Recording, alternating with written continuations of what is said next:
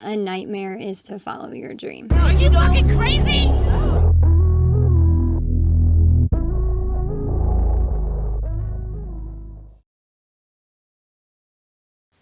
Hey guys, happy Tuesday and happy Halloween. It's spooky season, as they say.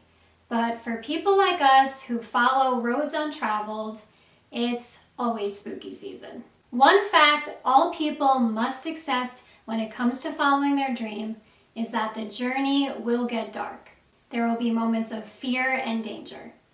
For today's video, in the spirit of Halloween, I thought it would be fitting to talk about my top 5 scariest moments while following my dream. These scary stories are all true, and I'm not sure if some might find some details upsetting, so I just want to put that warning out there. But I am going to talk about these stories as lighthearted as I can, because although very upsetting at the time, I have moved on and learned from these experiences.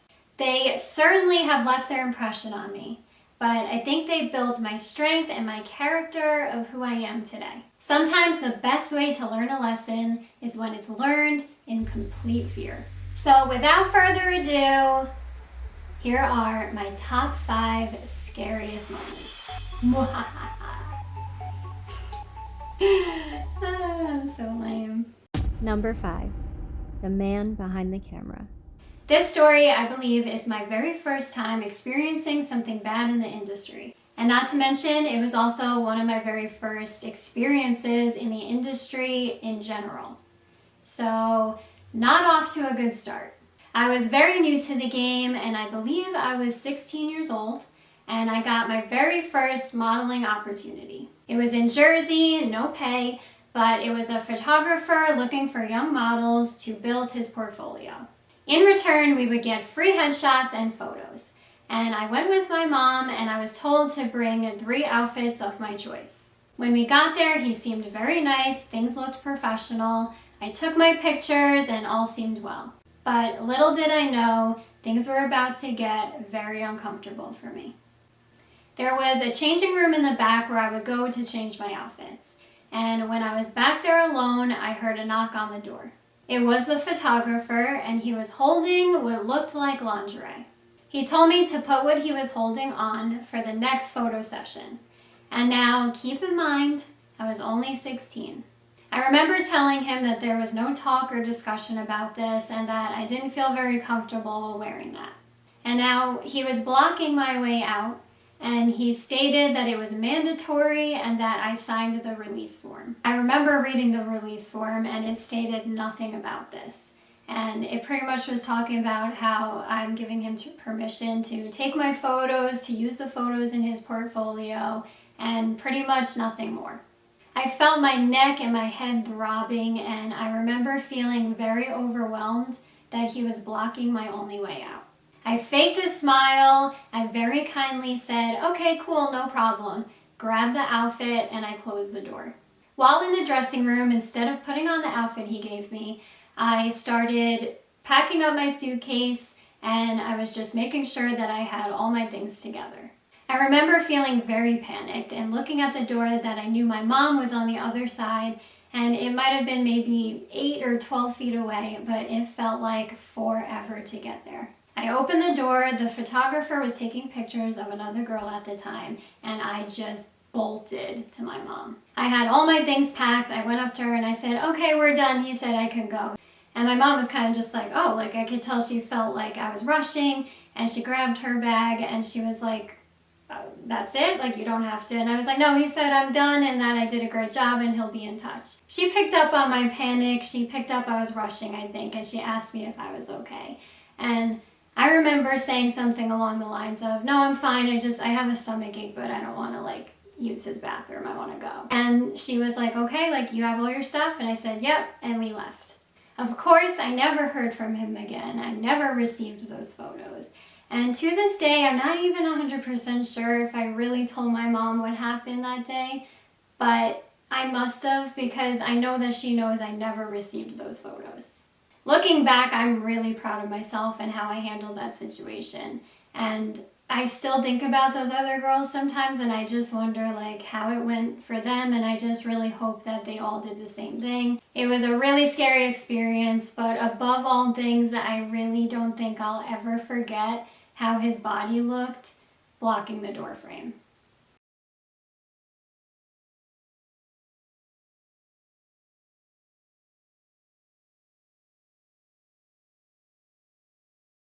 Number 4. Crazy cab driver.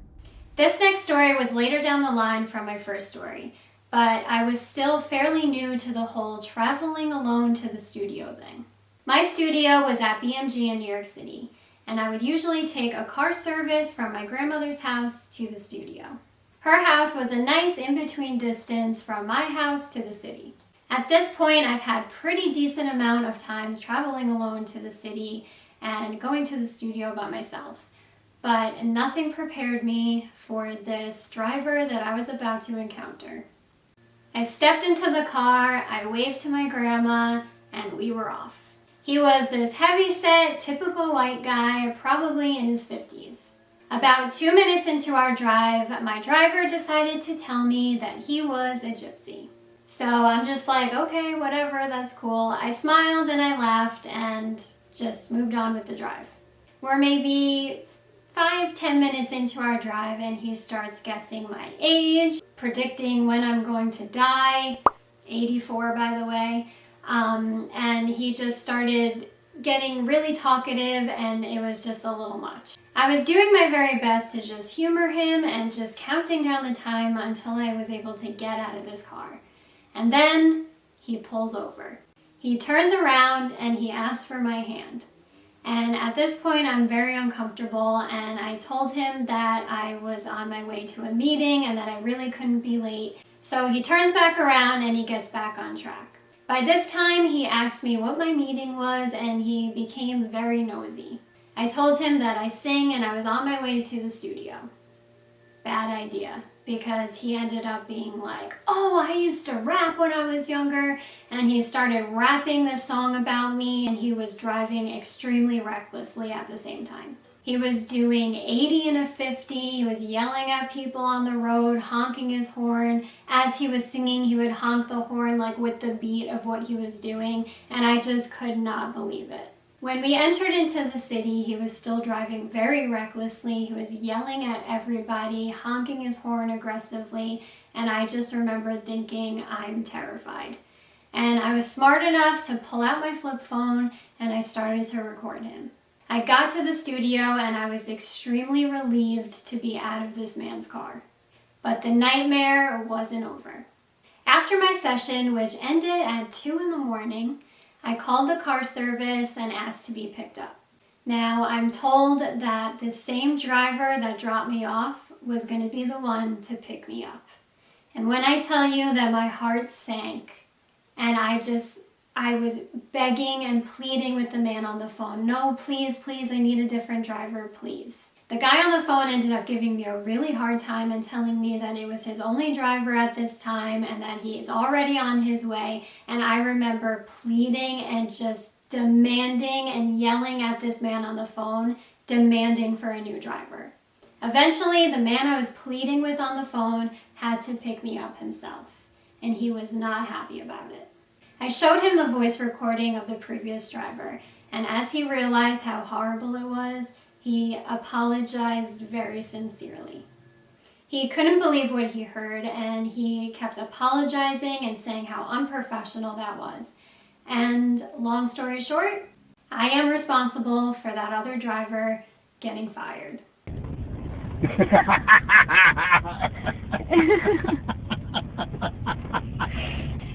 People say I'm like Superman, but Superman ain't got shit on me. I'm like kryptonite against Superman. Superman ain't shit to me.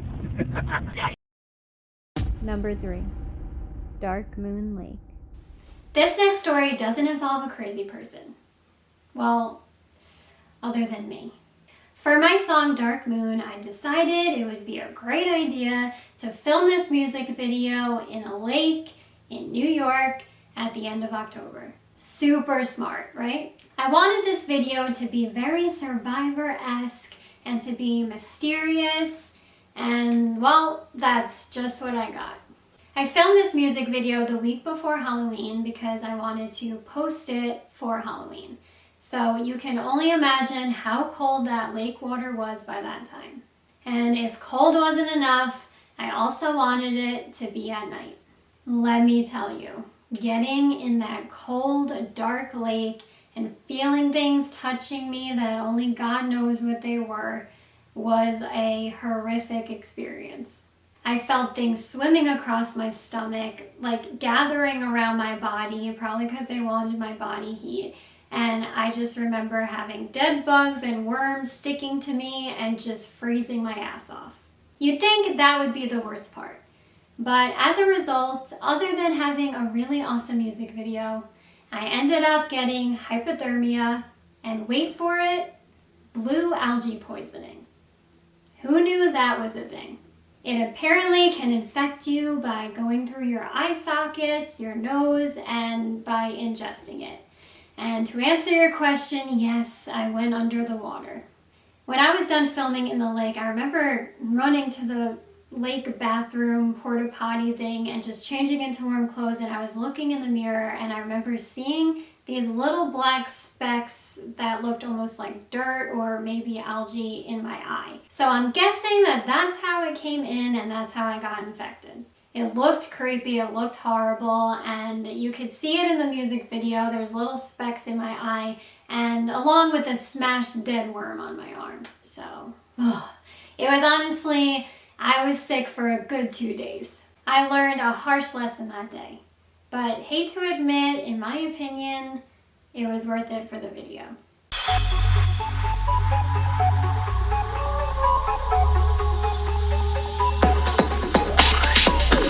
Threw me in the fire, hoping I would burn. Number 2. Twitter terror.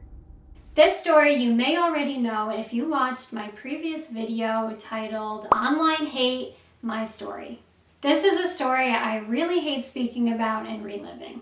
It's about the terrors I faced having an abusive, extremely harsh stalker who eventually went as far as threatening me and making me pretty much second guess my whole career choice. It was 2 years of bullying and harsh abuse. I came out of this even stronger and, believe it or not, actually grateful in the end. But if you would like to hear this story, then please go check out my other video. I explained it so well in that video, and I don't think that I could duplicate that. And I also don't really want to relive or repeat it all over again. Number 1. My last ride.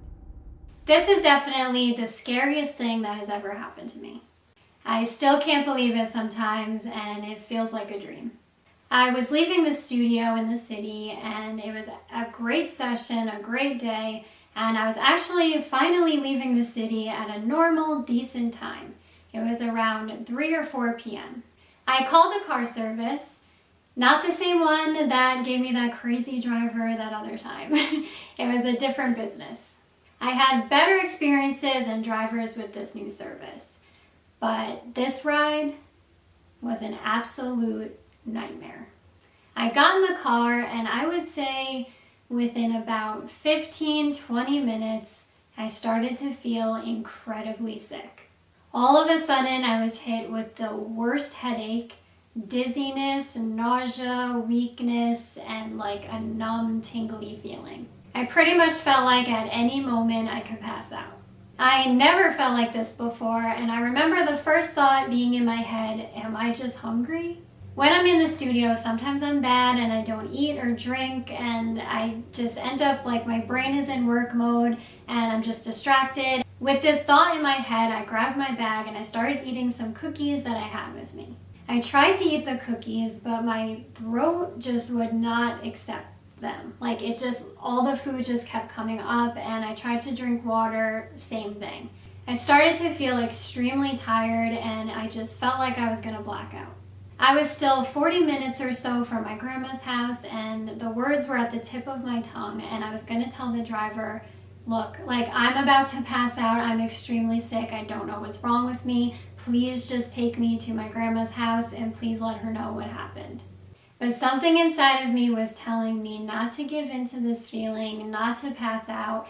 I didn't know this guy. I didn't know if I could trust him. I had my hand on the car door handle, just ready to open it and throw up at any moment. I felt delirious, and it was nothing I've ever felt before. I remember sticking my head out the window, feeling the breeze, and just trying my very best to stay awake.